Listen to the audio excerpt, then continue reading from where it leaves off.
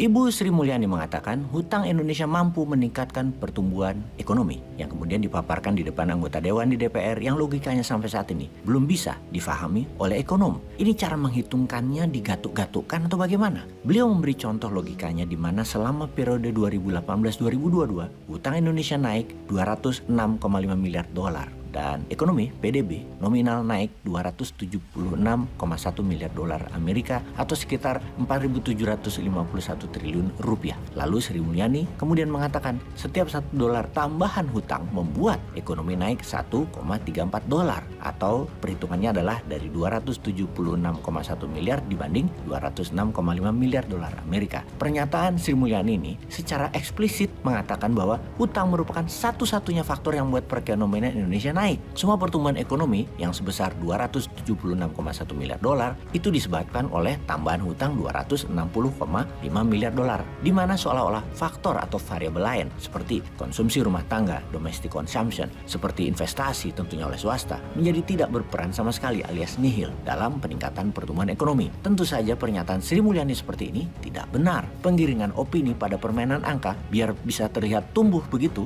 hal itu tidak benar. Sama saja dengan mengentaskan pengangguran yang dilakukan dengan menghilangkan satu data pembagi. Misalnya nih, pengangguran saat ini ada 10 juta orang. Lalu faktor Pak Ogah di mana mereka dianggap ada pendapatan dan dihitung sebagai manusia yang memiliki pendapatan. Juga misalnya tukang parkir ilegal dianggap orang yang punya pendapatan, di mana dulu mereka termasuk pengangguran namun sekarang dinyatakan mereka tidak pengangguran lagi karena punya pendapatan. Jadi faktor pembaginya berkurang, diubah tepatnya. Ya terang aja angka pengangguran jadi terlihat sehat. Dari 10 juta orang jadi 9 juta orang. Turun penganggurannya. Hebat pemerintahannya. Itu dilihat berhasil. Ya terang aja cuman angka. Namun adakah lapangan pekerjaan baru yang diciptakan? Ya tentu tidak. Demikian juga menganggap bahwa hutanglah yang membuat ekonomi Indonesia maju. Ngutang 1 dapat 1,34. Itu logika yang menyesatkan karena tidak ada lapangan pekerjaan baru yang ternyata dihasilkan. Hal ini bisa bermakna membodohi publik dan membohongi anggota Banggar DPR secara langsung. Karena seolah-olah pertumbuhan ekonomi hanya bersumber dari hutang. Seolah-olah tanpa hutang tak ada pertumbuhan ekonomi. Padahal faktanya sebagian besar pertumbuhan ekonomi bersumber dari konsumsi rumah tangga, dari investasi, dari net ekspor impor misalnya. Dengan kontribusi masing-masing 39,8%, 19,1%, dan 18,2% untuk periode 2018-2022. Itu nggak dihitung apa? Sedangkan sumber pertumbuhan ekonomi dari konsumsi pemerintah aslinya itu hanya 3,5% atau 168,2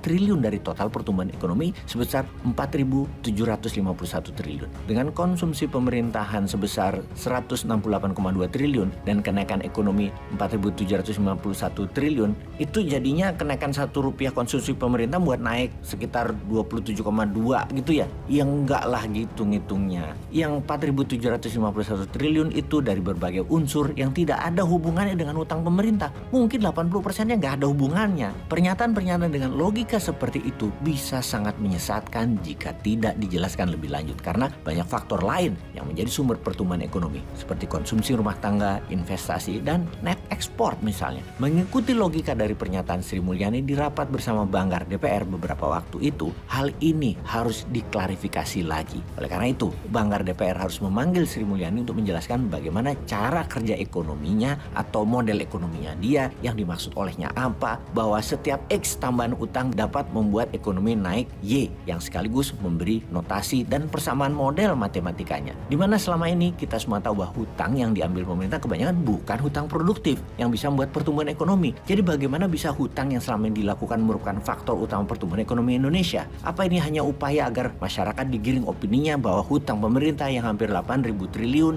adalah baik dan benar karena menumbuhkan ekonomi? Gitu ya. Hal ini perlu penjelasan lebih lanjut agar tidak berkesan membohongi publik dan Banggar DPR. Konsekuensinya berat loh, bisa diberhentikan dari semua jabatan publik. Bagaimana Ibu Sri Mulyani mengartikan data tersebut? Semoga Ibu dapat menjelaskan dan mempertanggungjawabkan pertanyaannya di Banggar. Ditunggu loh. Peace.